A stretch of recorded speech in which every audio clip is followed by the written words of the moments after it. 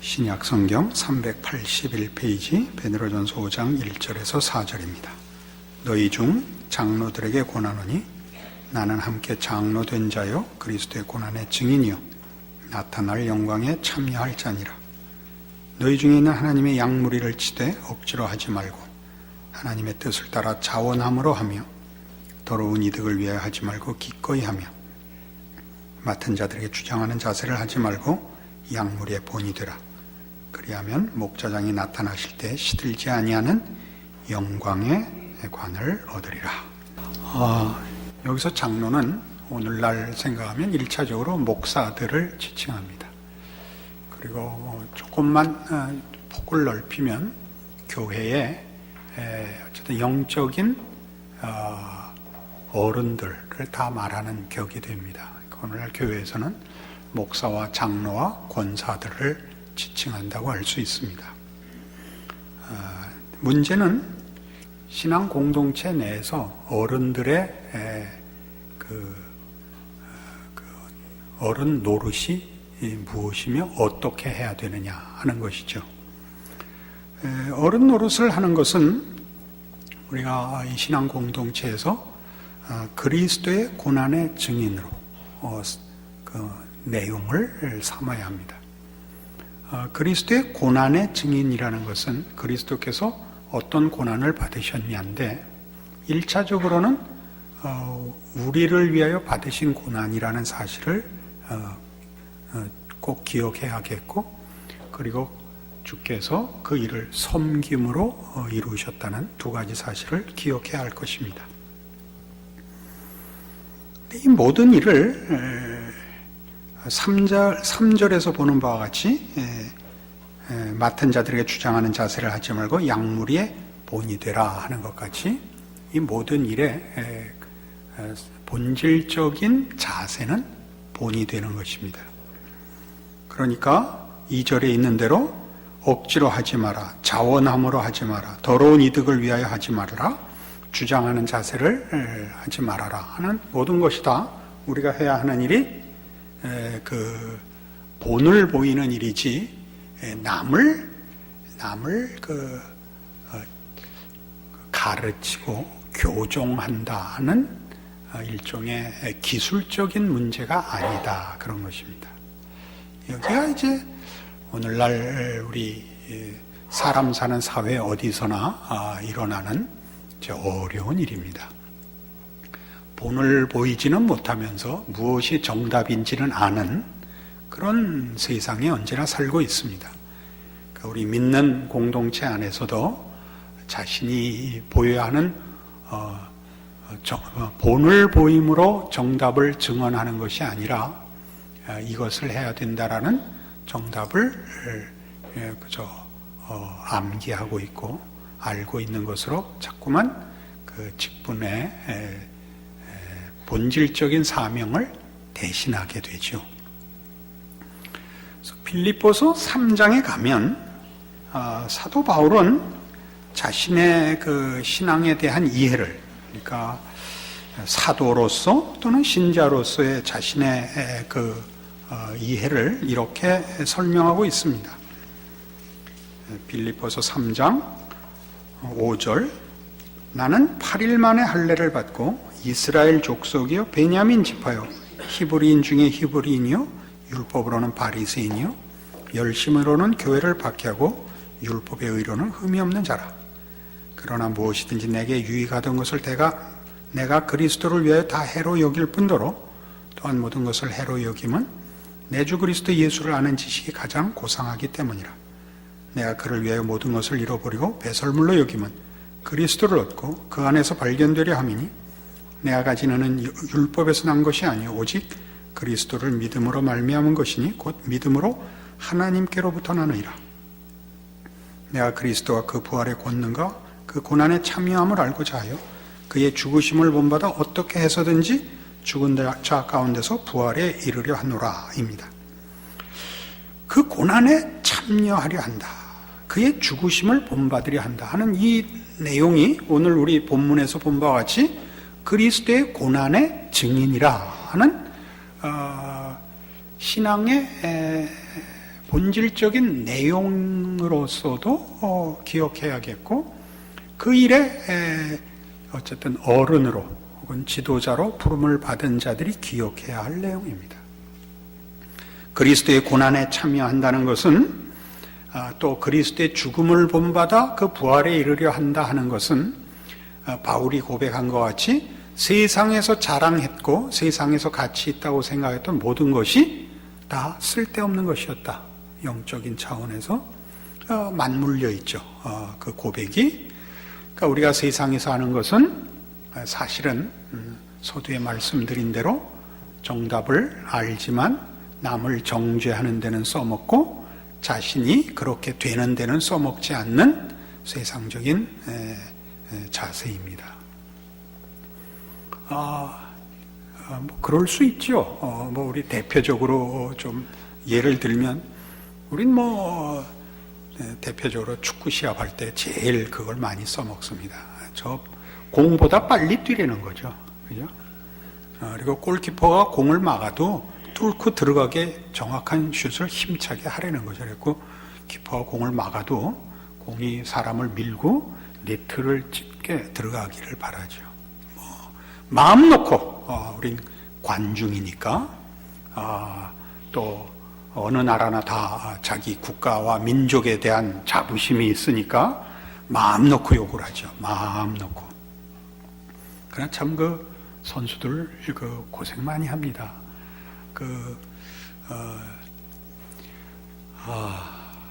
평생을 열심히 했는데 그것밖에 안 되는 겁니다.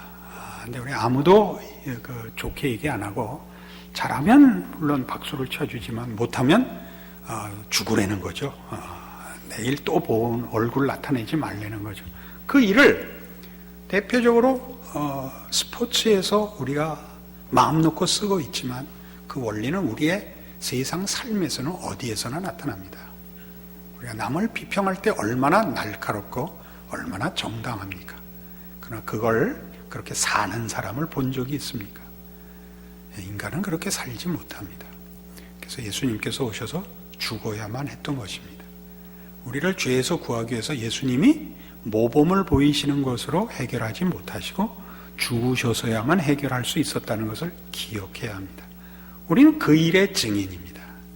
그러니까 우리가 교회에서 어른이 되었을 때 설교하는 목사도 이제 이 문제에 늘 저촉이 되죠. 본인이 열심히 하고 잘했다라는 것은 사실은 그건 어불성설입니다.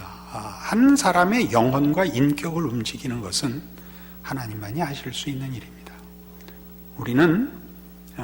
우리가 이렇게 증언하고 또 가르칠 뿐만 아니라 내가 증언하고 가르치는 내용이 나를 변화시켰다는 것을 보여야 됩니다. 그러니까 이 설교하기 참 제가 어렵습니다. 여러분도 아시다시피, 여러분이 뭘 아냐면 여러분들이 저희 교회를 찾아오고 저를 좋아하는 이유가 뭐냐면 우리가 서로 똑같기 때문입니다. 우리는 똑똑하고 예민하고 참을성이 없습니다. 그렇지 않습니까? 가끔은 똑똑하지 말고 좀 미련하고 착한 게 낫지 않나. 근데 그건 사실은 똑똑하지 않고는 착한 게 아닙니다. 화를 내고 성질을 부릴 지능이 없어서 가만히 있는 거지 착한 건 아닙니다. 착한 사람들은 이렇게 얘기하면 안 되죠. 애매하지만 사실 대부분 착한 사람들은 약간 무딘 겁니다. 우리는 그러니까 똑똑해서 성질을 부리는 것일 수 있습니다.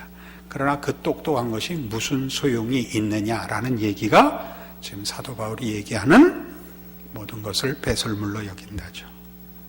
우리가 세상에서 똑똑하고 유능한 것이 도대체 우리 자신에게 무슨 유익이냐 말이죠. 남을 정죄하는 데는 뭐라 그러죠?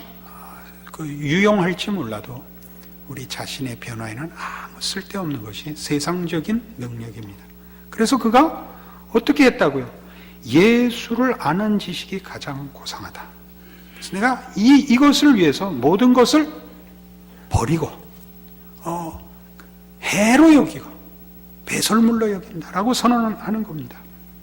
그래서 이제 그는 어떻게 해서든지 11절에 보는 바와 같이 죽은 자 가운데서 부활에 이르려 하노니 내가 이미 얻었다 함도 아니요 온전히 이루었다 함도 아니라 오직 내가 그리스도 예수께 잡힌 바 된 그것을 잡으려고 달려가노랍니다.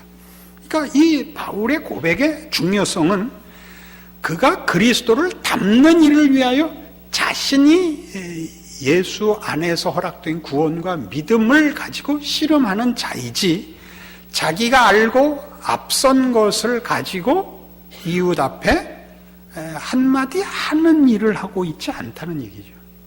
그의 증언은 아는 문제가 아니라 자신을 변화시킨 문제라고요. 그러니까 그가 하는 일은 자신의 변화요, 예수께서 나를 위하여 죽으사 나에게 목적하시고 약속하신 것을 다 이루기까지 나는 뒤를 돌아볼 수 없노라, 이 얘기죠. 그러나 지금 우리가 이 소위 현대 사회에 살면서 지식이라는 이름으로 우리는 인격이나 성품이나 인간 됨됨이에 관한 것보다 누가 더 많은 정보를 갖고 있느냐, 누가 더 재치가 있느냐 라는 문제로 사실은 본질적인 것을 놓치고 만 셈입니다.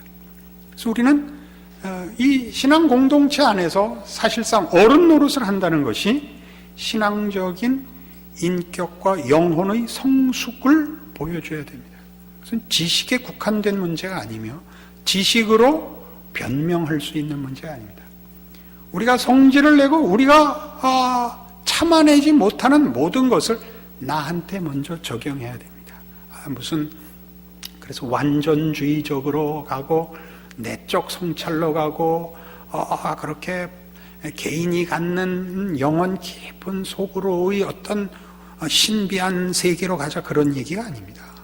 우리의 믿음과 우리가 고백하는 신앙의 내용들은 나라는 존재를 변화시킴으로써 그것은 혼자만에 숨어서 하는 하나님과의 비밀한 내용일 뿐만 아니라 나라는 인격과 존재가 가지는 삶의 정황에서 그대로 다 표출될 수밖에 없는 것들입니다. 우리가 영혼의 깊은 하나님과의 교제와 성령의 은혜를 입었다면 그것은 우리라는 존재에서 감출 수 없게 나타날 수밖에 없습니다. 그것이 오늘 하는 얘기입니다. 본을 보여야 합니다. 억지로 하는 문제가 아닙니다. 억지로 한다는 것은 하고 싶지 않은 거 억지로 하는 것이요, 그 수준이 아닌데 그 정답 선언해야 되는 것이죠. 그런 얘기 아닙니다. 우리는 우리가 그렇게 변해야 합니다. 이 변화는 잘못 이해하면 제일 위험한 발상이 조금 전에 얘기한 것 같이 개인적이고 비밀한 깊은 어떤 신비한 체험을 강조하는 것이 아니라 나라는 인격과 영혼이 내 고백과 어떻게 긴밀히 연결될 수밖에 없는가를 확인하는 자신의 삶에서의 모든 삶의 정황에서의 자기의 모습입니다. 교회에서 사실은 성질을 부리고 큰 소리를 치는 것은 사실은 어떤 이유로든 정당화될 수 없습니다. 그것은 우리의 신앙의 부족함을 드러내는 것입니다. 그것을 서로 인정해야 됩니다. 부족할 수 있습니다. 그 부족한 것을 우리 서로 용납해 줄 수 있습니다. 그러나 정답을 얘기하면 큰 소리를 칠 수 있다고 믿는 것은 맞지 않습니다. 어떤 정답도 큰 소리를 치도록 되어 있지 않습니다. 정죄하도록 되어 있지 않습니다. 그런 것들로 본인의 신앙을 대체할 수 없고 신앙 공동체 안에서 어른 노릇을 할 수 없습니다. 어떤 경우도 그렇습니다. 진리의 문제에 대해서는 우리는 분명하게 타협할 수 없습니다. 그때마저도 우리는 세상식으로 싸우지는 않습니다. 아버지여 저들을 사하소서, 저들이 자기가 하는 일을 알지 못하나이다는 사람들에게 한 것이 아니라 아버지 앞에 드린 기도입니다. 우린 그 말마저도 정죄용으로 쓰는 것입니다. 교회는 많이 참아주는 곳입니다. 그것은 신앙의 그 원숙함이 가져오는 당연한 관용입니다. 그러나 그 관용은 그냥 무책임하거나 혼돈을 조장하는 것이 아니라 예수 그리스도의 참으심에서부터 출발하는 신앙적인 그 자세입니다. 그 모습을 보여야 합니다. 교회의 어른이 된다는 것은 그런 자리로 부름을 받는 것입니다. 그것은 그렇게 부름을 받는 것으로 복입니다. 우리가 어떤 것으로 하나님 앞에 쓰임을 받든지 간에 이것보다 더 영광된 것은 없습니다. 여러분이 다른 모든 것으로 이 하나님의 교회에 봉사할 수 있고 어떤 일을 신앙 공동체를 위하여 헌신할 수 있습니다만은 그 무엇보다도 우선하는 것은 이겁니다. 여러분은 여러분 자신의 변화로서 증언하셔야 됩니다. 그래서 빌립보서 4장은 이렇게 선언하는 것입니다. 빌립보서 4장 10절입니다. 바로 옆에 내가 주 안에서 크게 기뻐함은 너희가 나를 생각하던 것이 이제 다시 싹이 남이니 너희가 또한 이를 위해 생각은 하였으나 기회가 없었느니라. 내가 궁핍함으로 말하는 것이 아니니라. 어떠한 형편에든지 나는 자족하기를 배웠느니 나는 비천에 처할 줄도 알고 풍부에 처할 줄도 알아. 모든 일 곧 배부름과 배고픔과 풍부와 궁핍에도 처할 줄 아는 일체의 비결을 배웠노라. 내게 능력 주시는 자 안에서 내가 모든 것을 할 수 있느니라. 사도 바울은 지금 감옥에 갇혀 있습니다. 빌립보 교회에서 그를 위하여 위문하러 교회 대표들이 찾아왔습니다. 먼 길을 왔죠. 빌립보라는 교회가 속한 것은 오늘날 그리스고, 지금 바울은 로마에 옥에 갇혀 있습니다. 그 먼 길을 찾아온 이들에게 바울은 얘기합니다.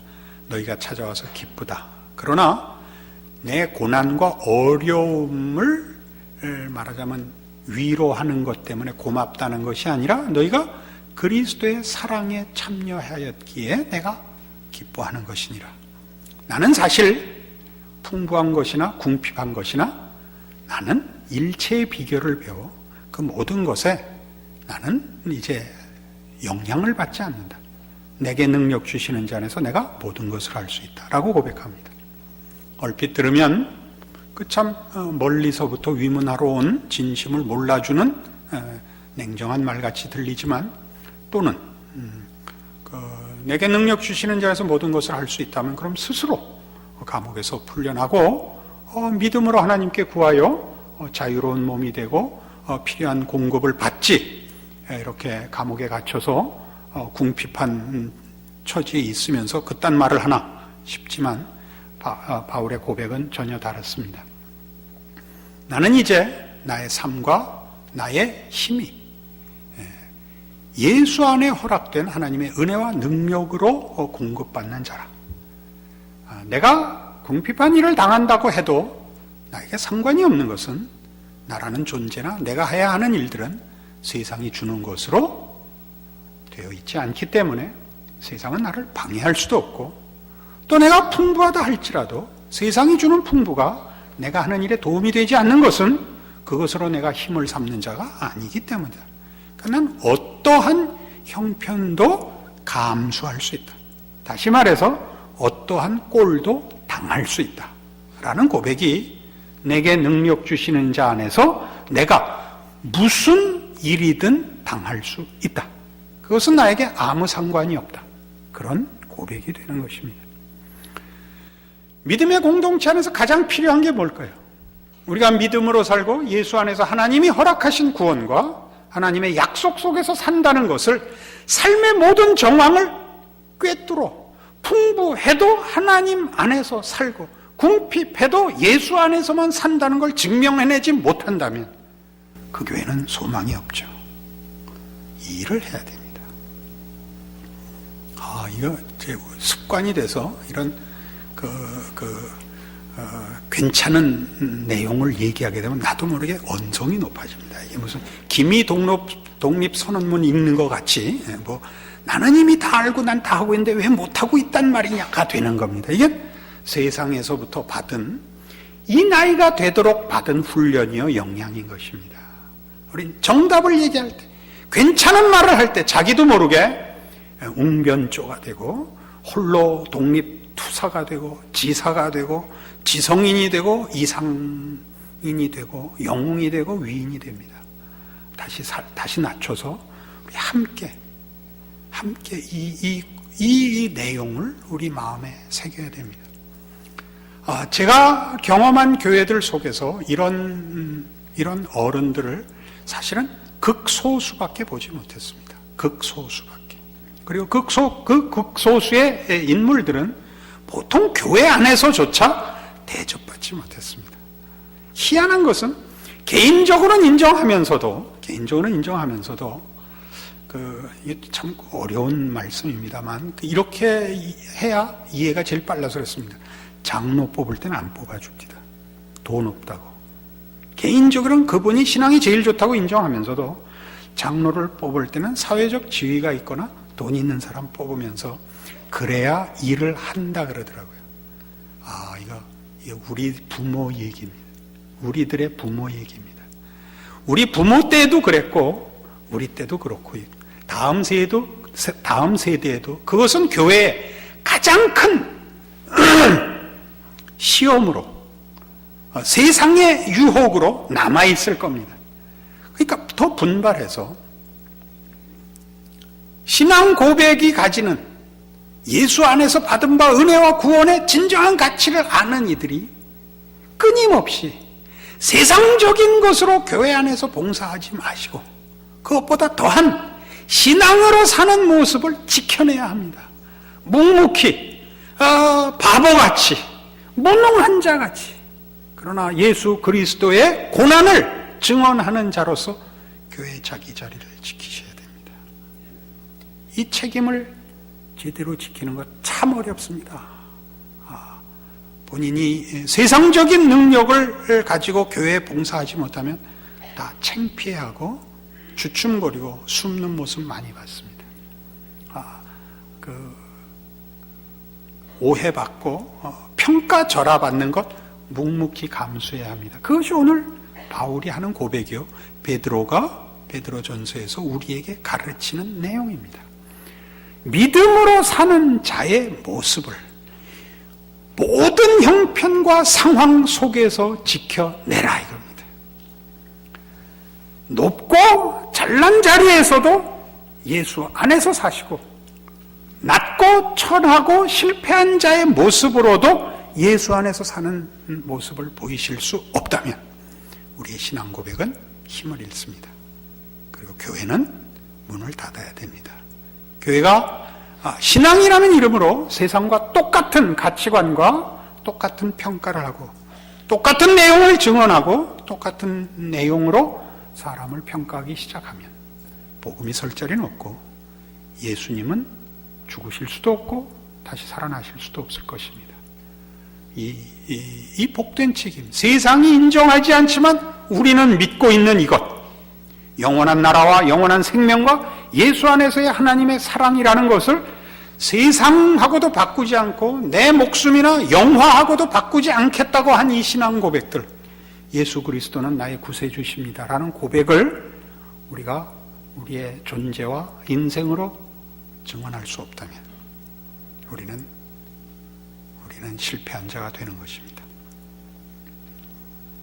이런 권면은 당연하고도 어렵습니다. 한꺼번에 위인이 되라는 얘기는 결단코 아닙니다. 여러분이 하는 신앙 고백에 부끄럽지 않은 사람이 되려고 애쓰는 사람이요, 고민하는 사람이요, 갈등하는 사람이라 이렇게 증언하셔야 됩니다. 신앙이라는 이름으로 세상에서 세상적인 방법으로 얻지 못한 것을 얻었다라고 증언해서는 안 되는 사람들입니다. 그것을 이 믿음의 공동체 안에서 증언하십시오. 그리고 무엇보다 중요하게 우리의 자손들에게 보여줘야 합니다. 여러분, 집안에서 속일 수 없는 곳에서, 가면을 쓸 수 없는 곳에서 여러분 자녀들 앞에서 증언하셔야 됩니다. 그것을 억지로 할 수 있는 일이 아닙니다. 이것이 우리의 복인 줄 아시고 여러분의 신앙 고백을 지켜내시는 오늘의 이 말씀이기를 바랍니다. 기도하십시다. 하나님 아버지, 우리로 하나님의 자녀로 살게 하시며 예수를 믿게 하신 그 큰 은혜와 약속된 영광을 우리가 고백하고 있습니다. 그러나 우리의 삶 속에서 주 안에서 사는 자의 담대함이나 만족이나 자랑이나 여유는 부끄럽습니다.